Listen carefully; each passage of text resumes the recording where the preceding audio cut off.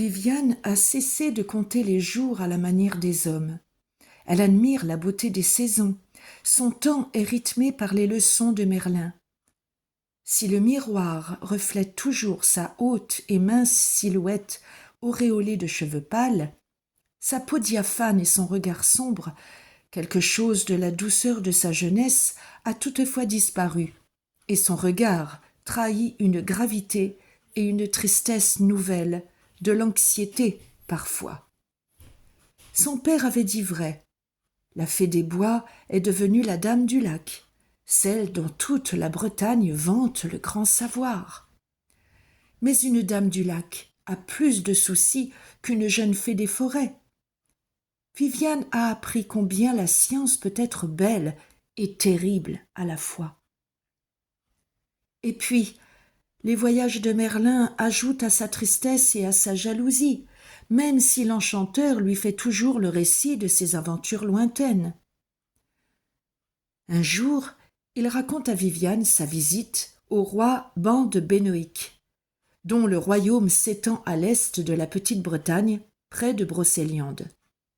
Au roi déjà âgé, qui lui annonçait avec fierté qu'il allait devenir père, Merlin a révélé qu'Hélène, sa jeune épouse, mettrait au monde un fils qui serait le plus grand chevalier du monde. Ce jour-là, Merlin avoue à Viviane qu'il n'a dévoilé à Ban qu'une partie de son avenir. Il lui a caché qu'il a vu du sang couler et des flammes envahir Benoïc. Il a tué le royaume ravagé par une armée impitoyable, la mort du roi, la reine Hélène en fuite. Qui alors protégera l'enfant et lui offrira une éducation digne de lui ? Demande Viviane.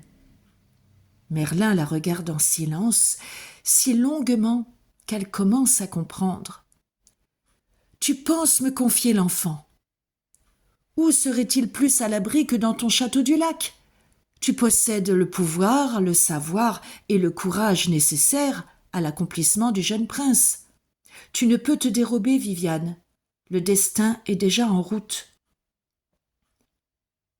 Viviane connaît assez l'astrologie pour lire dans les étoiles le destin de Benoïc. Elle apprend ainsi la naissance de l'enfant, et lorsque, peu de temps après, elle voit une ombre maléfique envahir les constellations, elle comprend que le roi Clodas de la terre déserte a lancé ses troupes contre Benoïc. Le roi Ban est âgé, son armée bien réduite. Clodas avance en conquérant et atteint rapidement Trèbes, la capitale du royaume. Une dizaine de personnes, des soldats et des fidèles serviteurs, organisent la fuite de la famille royale. En pleine nuit, la petite troupe quitte la ville par une porte dérobée et gagne rapidement les marais qui s'étendent jusqu'à la frontière de Benoïc. Le roi Ban veut atteindre Brocéliande. Il sait que nulle armée ne réussira à les retrouver dans la forêt des enchantements où Merlin veillera sur eux. Ban décide de laisser partir devant lui Hélène et l'enfant, la nourrice et quelques hommes d'armes.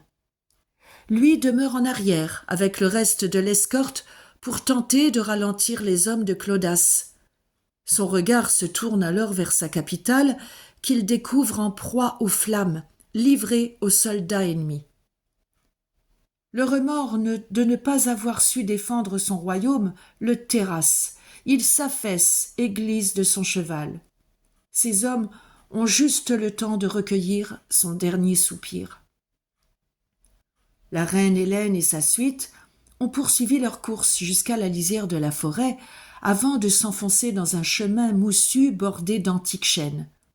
Aux premières lueurs de l'aube, la troupe gagne un lac entouré d'une longue prairie où elle se repose un instant. Mais la reine, inquiète du sort de son époux, décide de retourner sur ses pas.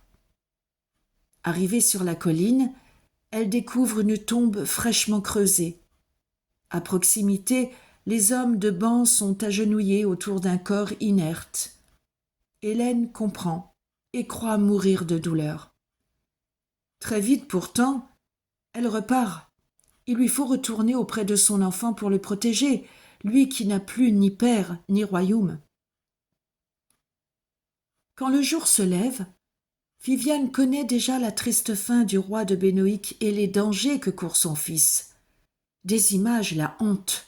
L'enfant aux mains de Clodas, le tyran plongeant son épée dans la chair tendre, le corps fragile jeté par-dessus les remparts.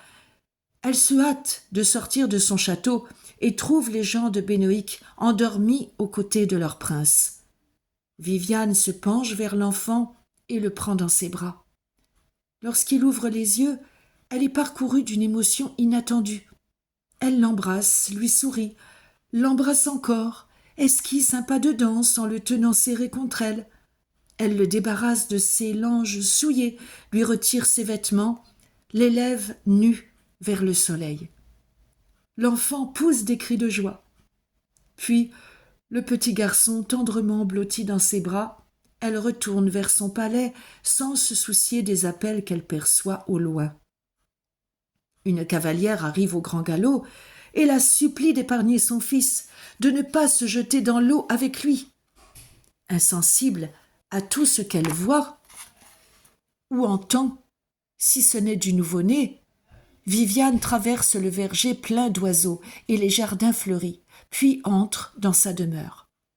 Sur la rive du lac, Hélène pleure et appelle la mort sur elle. Il ne lui restait que son fils. Or, une fille des eaux vient de le lui voler et de le noyer devant ses yeux. Toute la journée, elle attend, gémissant et priant. Ses gens s'efforcent en vain de la réconforter. Le soir, une fois repris ses esprits, elle demande qu'on la conduise au couvent le plus proche pour y finir sa vie dans la pensée de ceux qu'elle a perdus. Au château du lac, l'enfant que la fée appelle affectueusement « mon beau trouvé » ou « beau fils de roi » est pour tous source de joie. Ignorant son prénom, chevaliers et demoiselles le surnomment Lancelot. Plusieurs années vont ainsi s'écouler, au cours desquelles la Dame du Lac occupe ses journées à soigner le jeune prince et consacre ses nuits à parfaire sa connaissance de la magie que Merlin lui a enseignée.